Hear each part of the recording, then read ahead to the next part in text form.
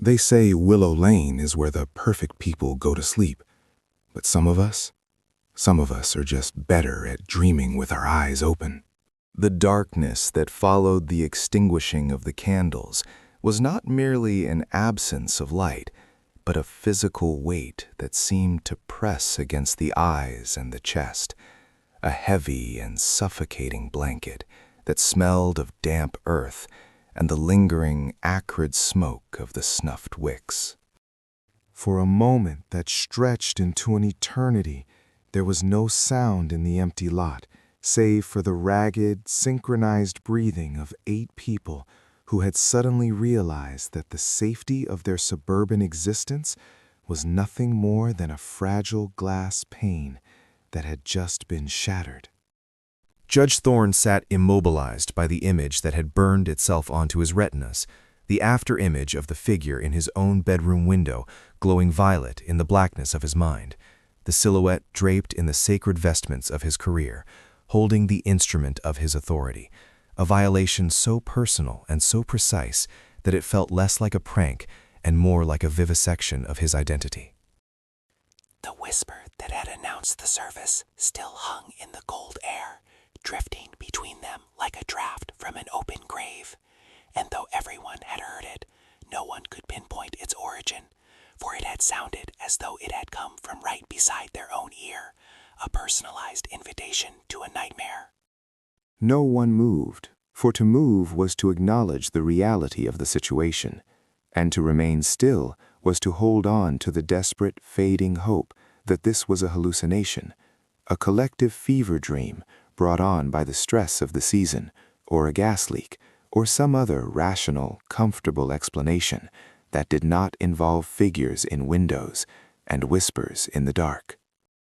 Then a sound broke the paralysis, not a scream or a shout, but the sharp, rhythmic click of a lighter, followed by the hiss of gas and the sudden, blinding flare of a flame. It was not one of the neighbors who held the light. Standing at the edge of the table, illuminated from below by the long neck of a culinary torch, was a figure dressed in the crisp black and white uniform of high-end service, a waiter whose face was utterly devoid of expression, his features smooth and unremarkable, the kind of face one forgets the moment one looks away, a face designed to be invisible. He did not speak, nor did he look at the guests. He simply lowered the torch to the candelabra at the head of the table and, with a steady, practiced hand, reignited the wick, the yellow flame jumping back to life and casting long, dancing shadows that stretched across the muddy ground like grasping fingers. As the light returned, spreading slowly down the length of the table, it revealed that the single waiter was not alone. Behind him, emerging from the shadows of the overgrown lot, as if they had materialized from the darkness itself, were 6 others, all dressed identically, all moving with a silent, fluid grace that was unnerving in its precision. They carried large silver trays, the metal gleaming in the candlelight, and they moved in perfect unison, their footsteps making no sound on the soft, wet earth, a silent ballet of service performed for an audience of terrified statues. Claire Hastings, seated near the center of the table, felt a scream building in her throat, a primal urge to bolt from her chair and run blindly into the night, but her legs felt heavy, anchored to the ground by a social conditioning that was stronger than fear, the deeply ingrained rule that one does not make a scene, that one does not leave the table until excused, that one plays the part of the polite guest, even when the host is a monster. She looked across at Mark Miller, hoping to find an ally, a signal to flee, but Mark was staring at the tablecloth, his face pale and slick with sweat, his eyes darting back and forth as if reading invisible text, his hands gripping the edge of the table so tightly that his knuckles were white ridges under the skin. The waiters approached the table, not as individuals, but as a single organism, dividing and flowing around the guests with a terrifying efficiency. There was no clatter of silverware, no clinking of glass, only the soft rustle of fabric and the subtle displacement of air as they leaned in to place the first course before the residents of Willow Lane. The plates were covered by silver domes, polished to a mirror finish that reflected the distorted, terrified faces of the diners back at them, forcing them to look at their own fear, to see the wideness of their own eyes and the tightness of their own jaws. Judge Thorne, his heart hammering a frantic rhythm against his ribs, watched the waiter closest to him, searching for a name tag, a logo, a sign of humanity, anything that would tether this event to the rational world. But there was nothing. The uniform was sterile, anonymous, the fabric high quality but unmarked, and the man's hands were gloved in white cotton, leaving no fingerprints, no trace of identity. Thorne wanted to demand answers, to use the voice that had commanded courtrooms for 30 years, the voice that had sentenced men to death and exonerated the innocent. But when he opened his mouth, the air in his lungs felt thin and cold, and the words died in his throat, choked off by the terrifying realization that here, in this muddy lot, under the indifferent stars, his authority meant absolutely nothing. The waiters stepped back in unison, fading into the penumbra of the candlelight, their hands clasped behind their backs, their eyes fixed on a point somewhere above the guests' heads, waiting, watching, serving. "I didn't order anything," Julian Vane said, his voice cracking, the bravado of the crypto-millionaire stripped away to reveal the frightened child beneath. "I'm not hungry. I want to go home." "Eat," the whisper came again, not from the waiters, but from the darkness beyond the light, or perhaps from the wind in the trees, or perhaps from the center of the table itself. Slowly, tremulously, Thorne reached out. He was the elder, the statesman of the street. If there was a protocol to be followed, he had to set the precedent. His fingers brushed the gold silver of the handle on the dome. He looked at Martha Higgins, who sat opposite him, her face a mask of stone, her eyes hard and unreadable, the legendary Crow of Willow Lane, who saw everything and said nothing. She gave him a microscopic nod, a challenge or a permission, he could not tell. Thorne lifted the dome. The steam that escaped did not smell of roasted meat or herbs or garlic. It smelled of dry, dusty air, of old libraries and government archives, of ink and pulp and the slow decay of bureaucracy. He stared down at the plate, his breath hitching in his chest. There was no food. Instead, arranged in a neat, chaotic mound that mimicked the appearance of angel hair pasta, were thousands of thin, shredded paper. They were curled and tangled, a nest of destroyed information. Thorne reached out with a trembling hand and picked up a single strand, holding it up to the candlelight. It was a fragment of a legal brief. He could see a partial case number, a font he recognized, a date from 15 years ago. He dropped the strand as if it were a burning coal. It was the Dalloway file, the evidence he had suppressed. The testimony he had buried to protect a friend on the city council, a decision that had haunted his insomnia for a decade, a secret he had believed was shredded and incinerated and lost to the entropy of time. But here it was, reconstituted, served to him on fine china, a meal of his own corruption. He looked up, his eyes wide with horror, scanning the darkness, realizing that the host was not merely a prankster, but an omniscient observer, someone who had dug through the landfills of his conscience. To his left, Silas Blackwood, the recluse of House 13, let out a low, strangled sound that was half laugh, half sob. Thorne turned to see Silas lifting his own dome. The smell hit them instantly, a wave of chemical pungency that overpowered the damp earth. The sharp, stinging scent of formaldehyde mixed with the metallic copper tang of fresh blood. On Silas's plate sat a raw, unseasoned steak. It was not a cut of beef one would find at a butcher. The muscle fibers were wrong, too dark, too dense. It sat in a pool of dark, viscous fluid that was slowly spreading toward the rim of the plate. Next to the meat lay a small surgical scalpel instead of a steak knife.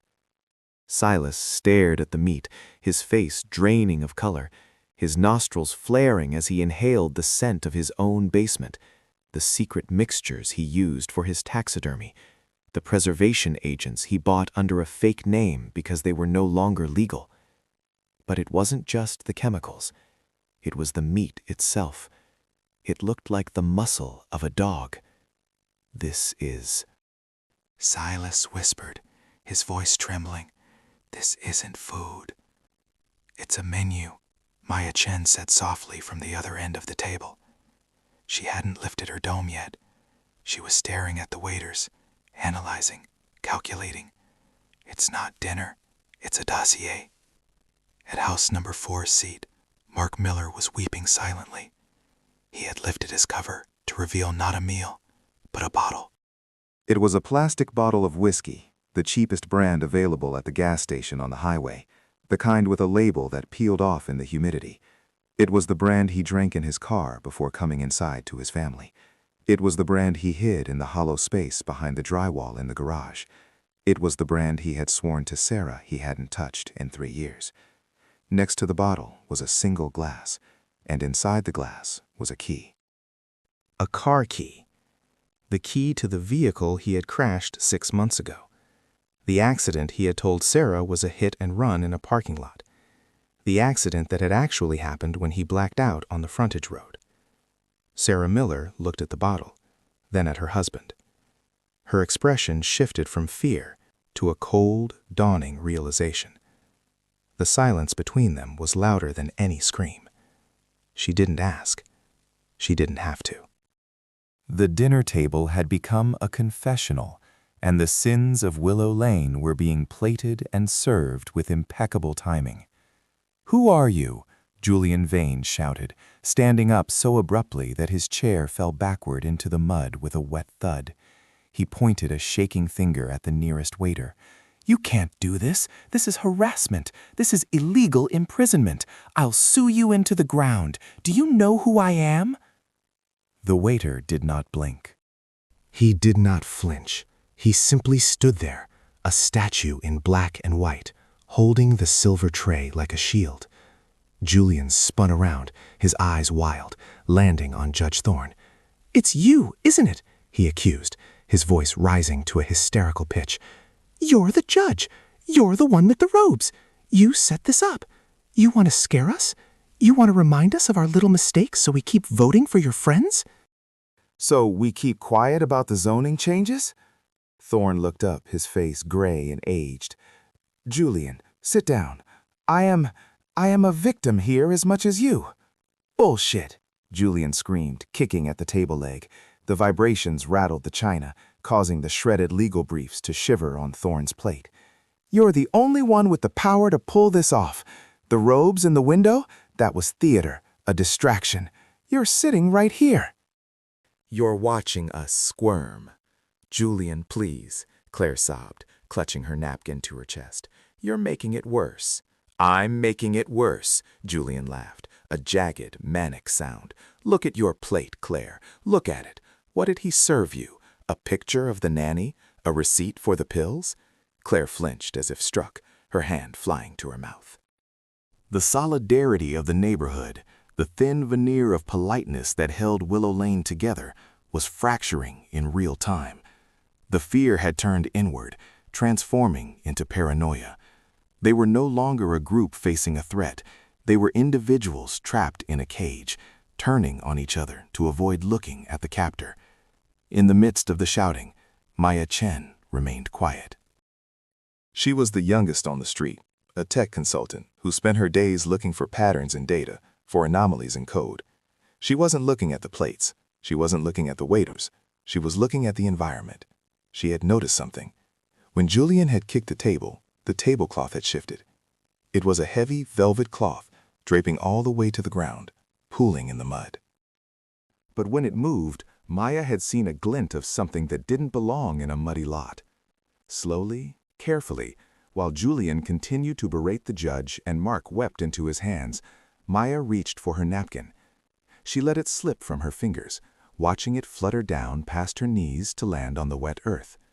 "Oops," she whispered, too quietly for anyone to hear. She bent down. The air under the table was colder, smelling of wet soil and worms. She reached for the napkin, but her eyes looked past it. The light from the torches above filtered down through the gaps in the fabric, casting strange striped shadows on the ground. And there it was, running through the mud, snaking between the polished dress shoes of the judge and the heels of Martha Higgins, was a thick black cable. It wasn't an extension cord. It was heavy-duty, industrial cabling, the kind used for high-voltage equipment or underground data lines. It was half buried in the mud, as if it had been laid weeks ago and the rain had slowly covered it. Maya followed the line with her eyes. It ran from the center of the table, perhaps powering some heating element or a microphone hidden in the centerpiece, and disappeared under the hem of the tablecloth on the far side. She grabbed her napkin and sat up, her heart racing. She needed to see where it went. "Julian," Maya said, her voice cutting through his tirade with a sharp, clear intensity. Julian stopped, his chest heaving. "What?" "Sit down," she said, "and shut up." "Excuse me?" "I said shut up, look." She pointed, not at the plates, but at the ground. "There's a wire." The table went silent. Even Mark looked up, his eyes red and swollen. "A wire?" Thorne asked, his voice rasping. "Under the table," Maya said. "It's powering something, or transmitting something." She stood up. The waiters did not move to stop her. They remained in the shadows, silent sentinels. Maya stepped away from her chair, moving around the perimeter of the table. She followed the direction the cable had taken. It exited the underside of the table near Martha Higgins's chair. It snaked through the tall grass, matted down and hidden by dead leaves, a black vein in the earth. Maya took a step, then another, her boots sinking into the soft ground. She pulled her phone from her pocket and turned on the flashlight.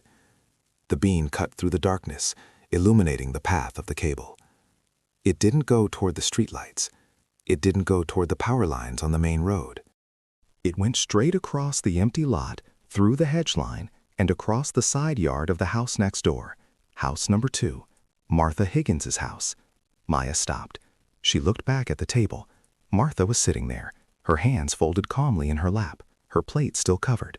She wasn't looking at Maya. She was staring straight ahead, her face unreadable, her posture rigid. "Martha?" Maya asked, her voice trembling slightly.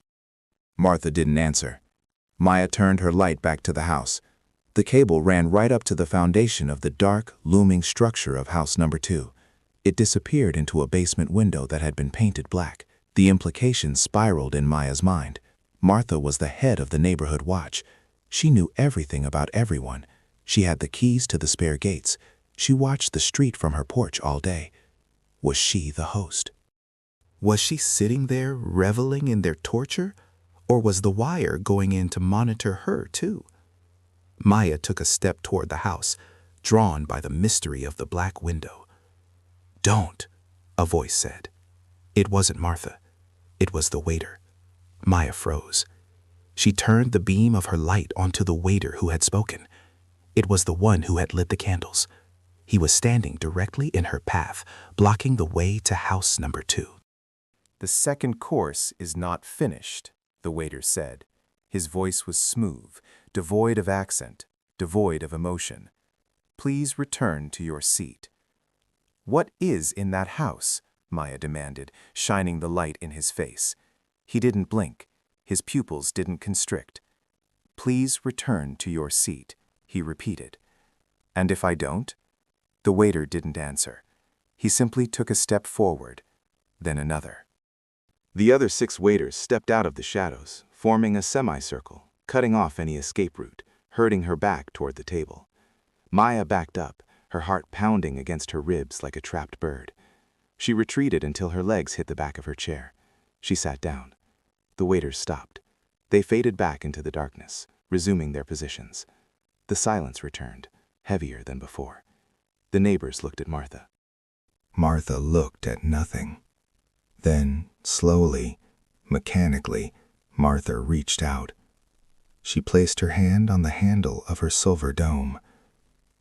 "I suppose," Martha said, her voice dry and crackling like dead leaves, "it is my turn." She lifted the cover. The neighbors leaned in, terrified and compelled. There was no food on Martha's plate. There was no object. There was only a hole. The plate had been cut out, and the table beneath it had been sawed through. A dark, circular void opened up into the darkness beneath the table, and rising from that hole, slowly, silently, was a small black monitor. It clicked into place, facing the table. The screen flickered to life. Static hissed, white noise that sounded like rain. Then, an image resolved. It was a live feed. The camera was positioned high up, looking down. It showed a room, a basement. The walls were lined with shelves.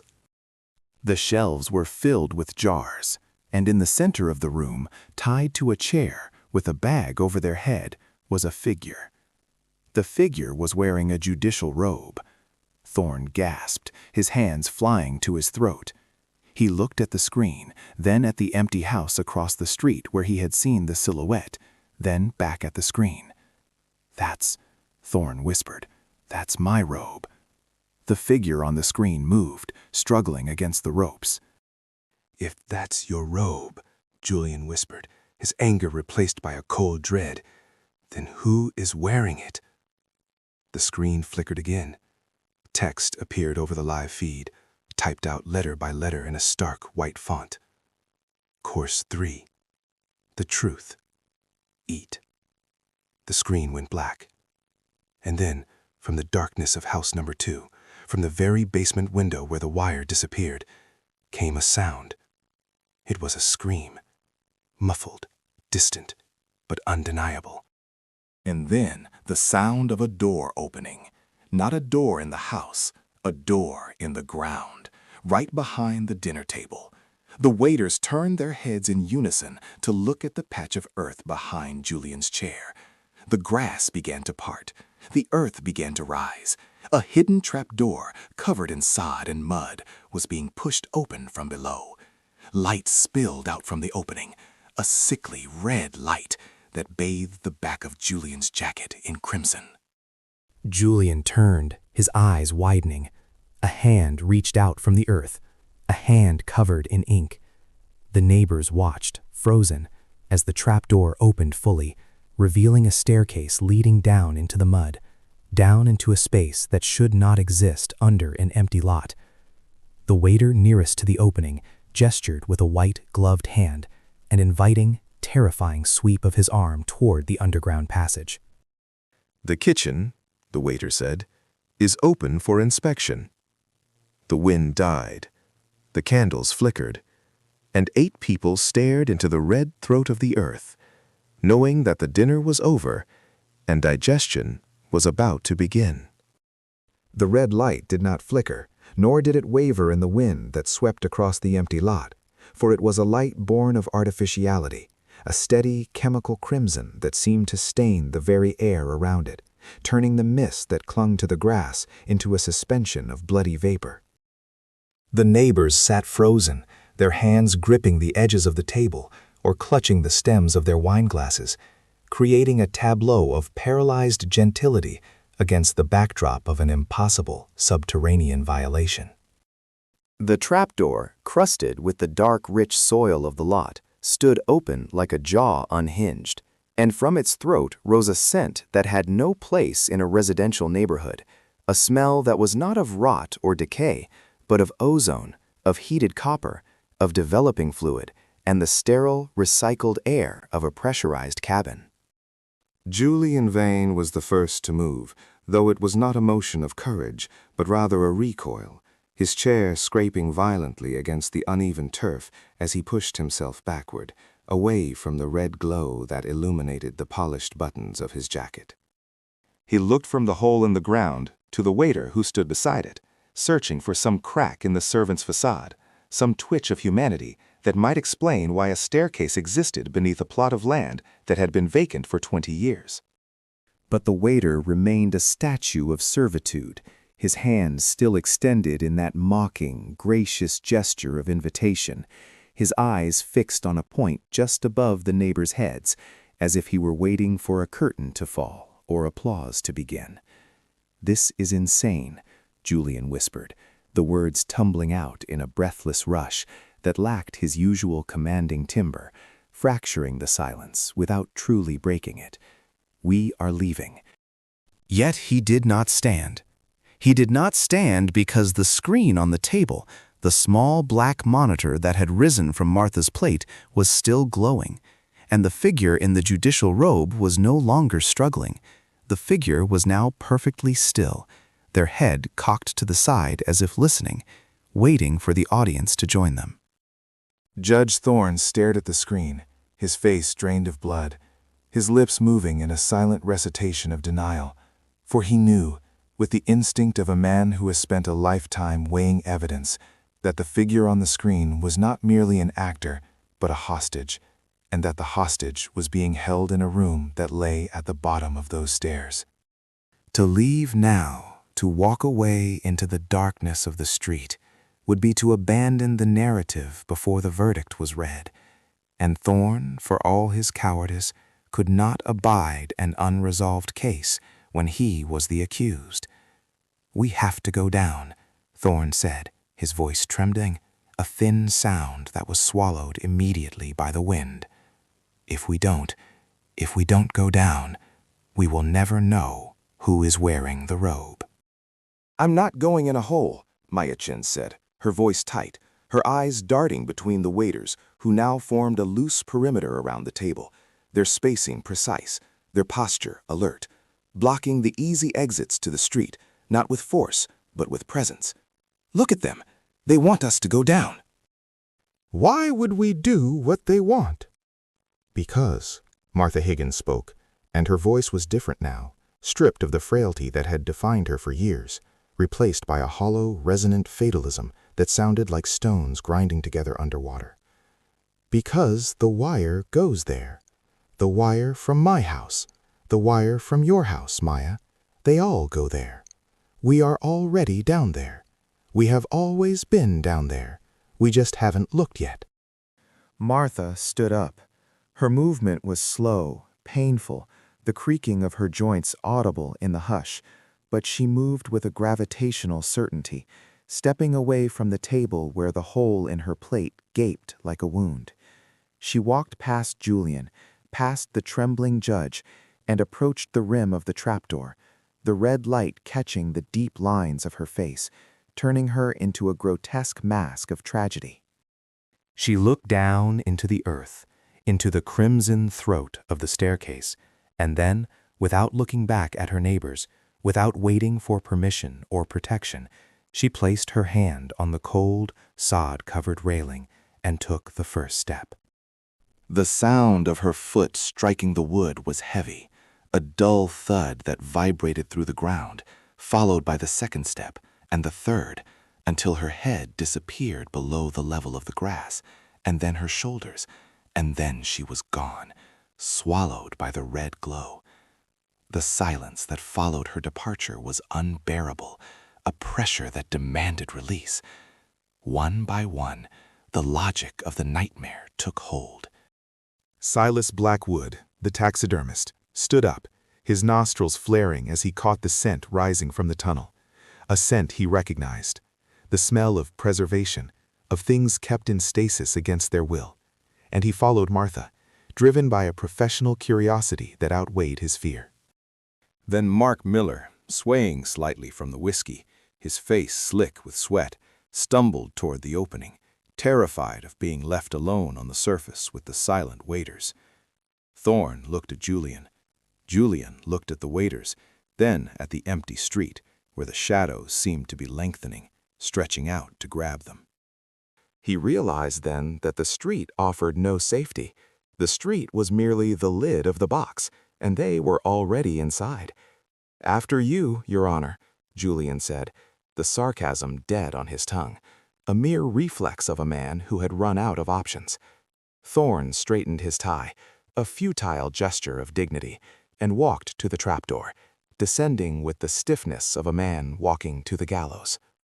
Julian followed, and as his head dipped below the surface of the earth, the wind died instantly, replaced by a heavy, static silence that pressed against his eardrums. The staircase was not a rough-hewn cellar entrance. It was an engineering marvel of concrete and steel, the walls smooth and cool to the touch, painted a sterile institutional gray that absorbed the red light emanating from the strips of LEDs running along the floorboards. As they descended, the air grew colder, but it was a dry, conditioned cold, the temperature controlled with precise mechanical intent. They walked down 10 steps, 20, 30, far deeper than a standard basement, descending past the root systems of the willow trees, past the buried drainage pipes, down into the bedrock, where the true foundation of the neighborhood had been laid in secret. At the bottom of the stairs, the group huddled together, stripped of their social hierarchy, reduced to shivering animals in a burrow. They stood at the beginning of a long, straight corridor that stretched out into the distance, a tunnel that seemed to run parallel to the street above. The floor was polished concrete, the ceiling lined with bundles of thick, black cables that pulsed with a faint, rhythmic humming sound, like the heartbeat of a sleeping giant.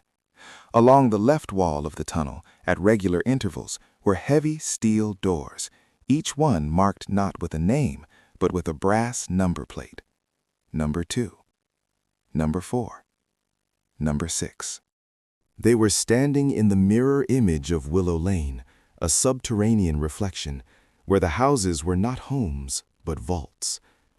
"My God," Maya whispered, her hand tracing the cold metal of the door marked number 10. It's under my house. This door is right under my living room." "They're all connected," Julian said, his voice echoing flatly in the corridor. "The whole street. It's a single organism." "We thought we were living in separate boxes, but we're just rooms in the same hotel." The group moved forward, drawn by the pull of the corridor, their footsteps clicking sharply on the concrete. They passed door after door, the silence of the tunnel amplified by the knowledge of what lay above them, their families, their secrets, their sleeping children, separated from this cold industrial hallway by only a few feet of dirt and concrete. As they reached the section of the tunnel that would correspond to the empty lot above, the architecture changed. The steel doors ended, replaced by a wall of glass, a massive observation window that looked into a brightly lit room. The neighbors stopped, their breath catching in their throats. The room beyond the glass was vast, clinical, and white. It resembled a hospital operating theater, crossed with a television control room. Rows of servers hummed against the far wall, their lights blinking in a frantic, data-driven code. In the center of the room stood a long stainless steel table, identical in dimensions to the dinner table they had just left above. But this table was not set for a meal. It was covered in files. Stacks of paper, manila folders, photographs, and physical objects tagged with evidence numbers. There were jars of chemicals, shredded documents, bottles of whiskey, and other more personal items, a child's lost retainer, a stolen diary, a wedding ring that had supposedly been lost down a drain. "It's the kitchen," Martha said, her voice drifting through the glass, her face pressed against the pane. "This is where they prepare the courses." But it was not the files that held their attention. It was the wall of monitors on the far side of the room. There were dozens of screens, a mosaic of surveillance. One screen showed the dinner table above, now empty, the candles guttering in the wind, the waiters clearing the plates with efficient, silent movements. Another screen showed the interior of house number 4, the living room, where Mark Miller's wife sat on the sofa, weeping into her hands. Another showed the bedroom of house number 13, where Silas Blackwood's taxidermy collection stared glassily into the dark. And in the center of the wall, The largest screen displayed the live feed of the basement, the room where the figure in the judge's robe was tied. "That room," Thorne whispered, pointing a shaking finger at the large screen. "That room isn't somewhere else. It's here. It's behind that wall." He gestured to a heavy door at the back of the white control room, a door that was slightly ajar, leaking a sliver of darkness into the bright sterility of the lab. The neighbors stood paralyzed by the scale of the violation. This was not merely blackmail. This was a dissection of their lives, a systematic recording of every sin, every lie, every hidden moment, archived and cataloged in this bunker beneath their feet. They were not neighbors, they were subjects. "We have to go in," Julian said, though the anger had drained out of him, replaced by a cold, calculating dread. He pushed against the glass, but it was fixed. He tried the handle of the door leading into the control room. It was unlocked. The handle turned with a smooth, well-oiled click. Julian pushed the door open, and the group stepped inside, the air in the room significantly colder than the hallway, smelling of ozone and high-grade electronics. The hum of the servers was louder here, a physical vibration that rattled in their teeth. They walked past the table of evidence, avoiding looking at the specific items that incriminated them, their eyes fixed on the door at the back, the door to the dark room, the door to the figure in the robe. Thorne took the lead now, drawn by a morbid magnetism. He approached the back door, his breathing ragged, his hand reaching out to push it open. "Who are you?" Thorne called out, his voice cracking. "Show yourself." There was no answer, only the hum of the machines. Thorne pushed the door. It swung inward, revealing a small, soundproofed cell. The walls were lined with egg crate foam. In the center, illuminated by a single harsh spotlight, was the chair. But the chair was empty. The ropes lay on the floor, cut. The bag that had covered the figure's head lay crumpled in the corner. And on the seat of the chair, neatly folded, was the judicial robe. Thorne stared at the empty garment, his mind reeling. The feed on the monitor outside, it had been live, or so they thought, but the room was empty. "Where did they go?" Silas asked, spinning around, expecting an ambush. "They didn't go anywhere," Martha whispered. She was standing by the desk in the corner of the cell, looking down at something.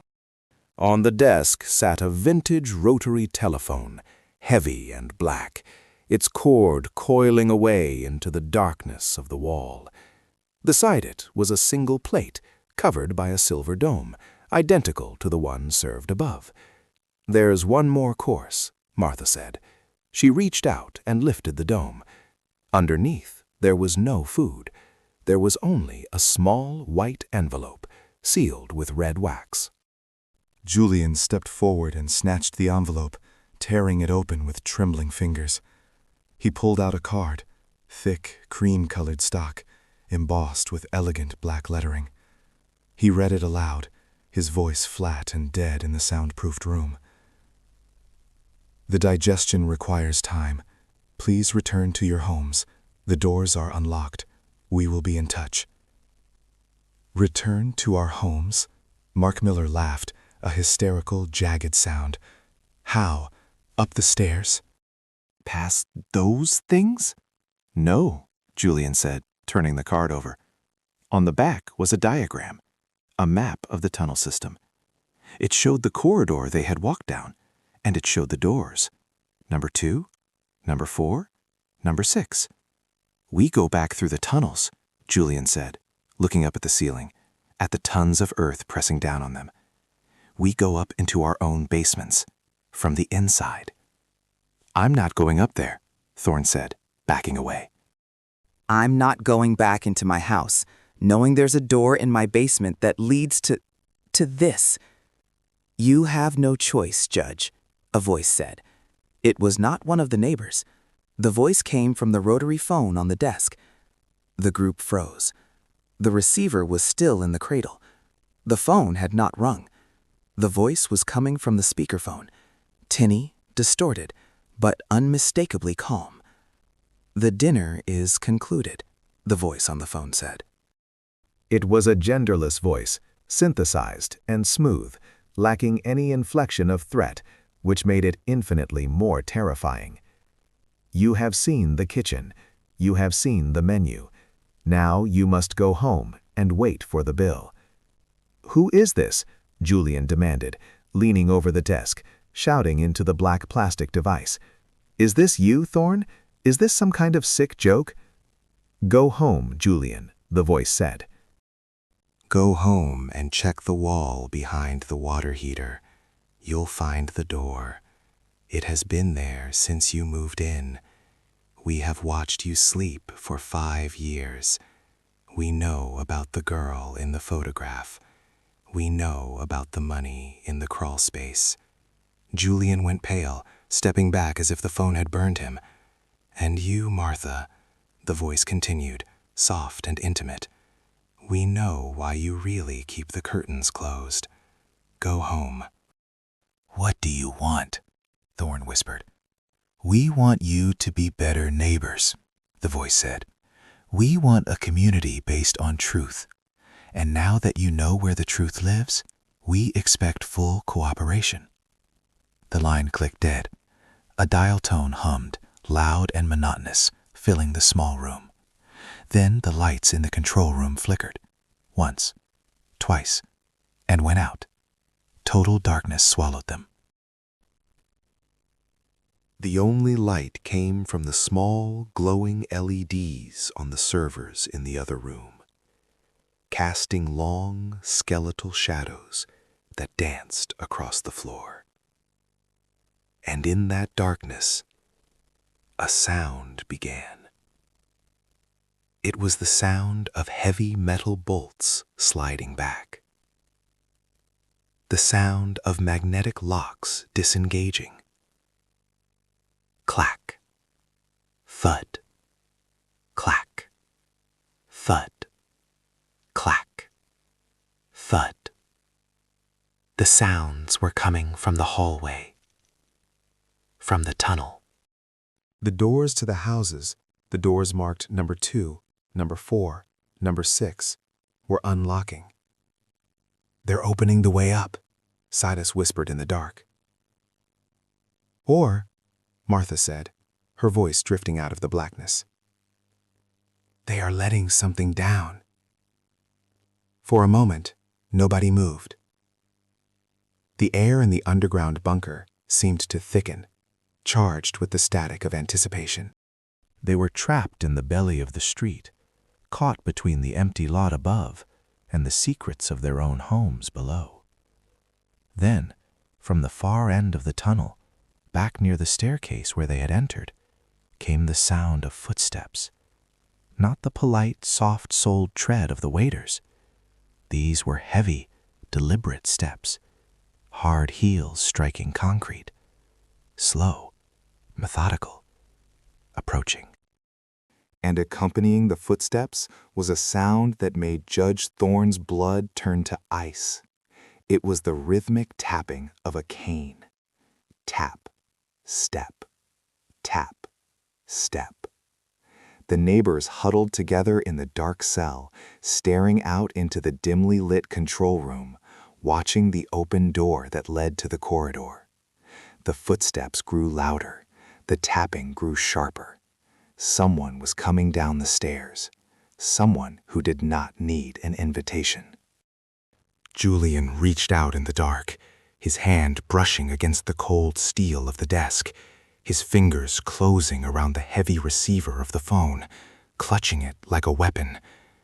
"Who has a cane?" Mark whispered. "Does anyone on the street use a cane?" "No one," Thorne breathed. "No one living." The footsteps stopped. They were just outside the glass wall of the control room. The neighbors held their breath, their hearts hammering against their ribs like trapped birds.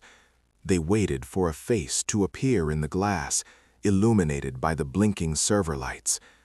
But no face appeared. Instead, the handle of the door to the hallway, the door they had left open, began to turn. It moved slowly, grinding against the silence. And then, from the depths of the tunnel, a light flared.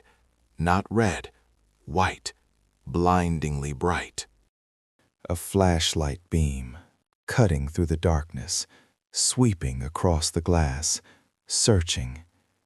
The beam hit the doorframe. It swept across the floor of the control room. It moved toward the smaller room where the neighbors were hiding. And then, just as the light was about to find them, the phone on the desk rang. It was a shrill, mechanical scream that shattered the silence, loud enough to wake the dead. Ring. The flashlight beam froze. Ring.